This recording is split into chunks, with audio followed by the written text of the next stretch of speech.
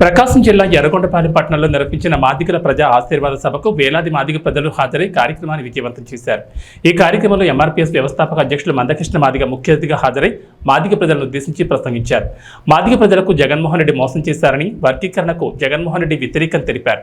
ప్రధానమంత్రి నరేంద్ర మోడీ, చంద్రబాబు వర్గీకరణ కట్టుబడి ఉన్నామని తెలిపారన్నారు. అందుకే తాము టీడీపీ కూటమికి మద్దతుగా నిలుస్తున్నామని తెలిపారు. ఎర్రగొండపాలెం నియోజకవర్గంలోని మాదిగ జాతి కుటుంబ సభ్యులందరూ వైసీపీ, కాంగ్రెస్లో ఉన్నా కూడా టీడీపీ కూటమి అభ్యర్థి ఎరిక్షన్ బాబుని భారీ మెజార్టీతో గెలిపించాలని మందకృష్ణ మాదిగ పిలుపునిచ్చారు. అన్నగారు ఇది మనకు అర్థమవుతలేదు అనేసి కూడా మీరు మర్చిపోతాను సహాయం కోరుతున్నాను. ఇప్పుడు మీ దృష్టికి తీసుకొస్తున్నాను. నేను అంతకు ముందు చంద్రబాబు ప్రభుత్వంలో అంతో ఇంతో ఉద్యోగాలు మనకు వచ్చినాయి, 22,000 ఉద్యోగాలు. అదే సమయంలో చదువుకునే అవకాశాలు పెరిగినాయి.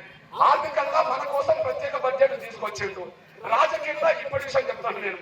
చంద్రబాబు నాయుడు గారు ఈ ఎన్నికల్లో ముఖ్యంగా అసెంబ్లీలో ఆయనకున్న సీట్లన్నీ 29 లేవు. పొత్తులో 4 పోయినాయి. జనసేనకు బీజేపీకి 4 పోతే ఆయన చేతిలో 25 ఉన్నాయి. టీడీపీకి 25లో మనకి ఎంత ఇచ్చిండు? 25లో మనకిచ్చింది 14 అనేసి మీరు మర్చిపోతారు సైన్ అనుకుంటున్నాం. జగన్మోహన్ గారు మనకి ఎన్ని ఇచ్చిండు? 29లో మనకు 10 ఇచ్చిండు. ఆయన 29లో మనకు 10 ఇస్తే చంద్రబాబు దగ్గర ఉన్న దాంట్లో 25లో మనకు 14 ఇచ్చినట్టే చంద్రబాబు నాయుడు మన పక్కన ఉన్నాడు, మన పక్షాన ఉన్నాడని ఈ రోజు అవుతుంది. ఈ విషయాలు చర్చ పెట్టండి, మాదిగ పనులను చర్చ పెట్టండి. జగన్ భవిష్యత్తు కోసం కాదు, మన భవిష్యత్తు గురించి ఆలోచించండి. జగన్ భవిష్యత్తుకే ప్రమాదం. సిపిఐ వేసిన చార్జ్ షీట్ లోనే ఆయన మీద 71,000 కోట్ల అక్రమ సంపాదన మీద విచారణ జరుగుతుంది. కేసు చార్జ్ షీట్ 8,000 కోట్లు. ముఖ్యమంత్రి కారణంగా 71,000 కోట్ల అక్రమ సంపాదన కేసు విచారణ జరుగుతుంది. సిబిఐ విచారణలోనే 71,000 కోట్ల అక్రమ సంపాదన మీద విచారణ జరుగుతుంది. ఇప్పుడు 8 లక్షల కోట్లు సంపాదించుకుంటున్న ముఖ్యమంత్రి కదా. మరి నీ బిడ్డల భవిష్యత్తు ఏంటి? నీ బిడ్డల చదువు ఏంటి? నీ బిడ్డల ఉద్యోగాలు ఏంటి? ఆర్థికంగా బతికేంటి? ముందు నేను కూడా చాలించాలి.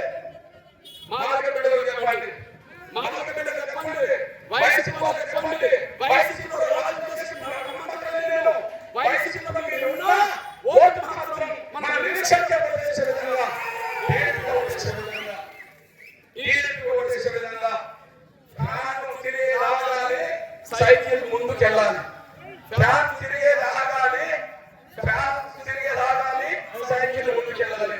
ఫ్యాన్ ఆపితే సైకిల్ ముందుకెళ్తే మన జాతి బాగుపడుతుంది అనేసి కూడా మర్చిపోతాం సైనా కోరుకుంటూ మళ్ళీ చెప్తున్నా, చంద్రబాబు నాయుడు రావాలి, జగన్ పోవాలి. తొందరగా జగన్ ఇంటికి పంపండి. ఆయన మళ్ళీ తర్వాత ఎక్కడ ఉన్నారో సిబిఐ చూసుకుంటుంది. తొందరగా ఆయన ఇంటికి పంపండి. తర్వాత ఆయన ఎక్కడికి పంపాలో సిబిఐ చూసుకుంటుంది. మనం మాత్రం బాబు గెలుపు కోసం మనం నిరంతర ప్రయత్నం చేయాలని మీ అందరినీ గమనిస్తూ, నా తమ్ముడు 30 ఏళ్ళుగా ఉన్న అనుబంధానికి గుర్తుగా 1 గంట సమయం వచ్చి తమ్ముడి కోసం వెచ్చించడం అనేది నేను కూడా చాలా సంతోషంగా ఉన్నా. తమ్ముడిని గెలిపించండి, పార్టీలు ఖచ్చితంగా గెలిపించండి. వాళ్ళు వైసీపీలో ఉన్నా, లేదా కాంగ్రెస్ లో ఉన్నా, వాళ్ళు కమ్యూనిస్టులు అయినా, వాళ్ళు మార్కిస్టులు అయినా, మాదిగలు పేద వర్గాలు మాత్రం నిరీక్షణకు ఓటేయాలని చెప్పి నేను విజ్ఞప్తి చేస్తూ, అన్నా మేము ఓటేస్తాం అన్న. ఈ బ్యాచ్ ఎట్లా ఓటేస్తుంది నా ముందన్న బ్యాచ్, కానీ ఓట్లేయించాల్సింది వైసీపీ బ్యాచ్ తోటి, ఓట్లేయాల్సింది కాంగ్రెస్ పార్టీ తోటి. కాబట్టి నాకు ఒక మాట ఇవ్వండి, అన్నా మేము ఓట్లేస్తాం కానీ వైసీపీతో కూడా ఓటేపిస్తాం అన్న వాళ్ళు చేతులు ఎత్తాల్సిందిగా నేను సవినంగా విజ్ఞప్తి చేస్తూ బయలుదేరుతాను. ధన్యవాదాలు.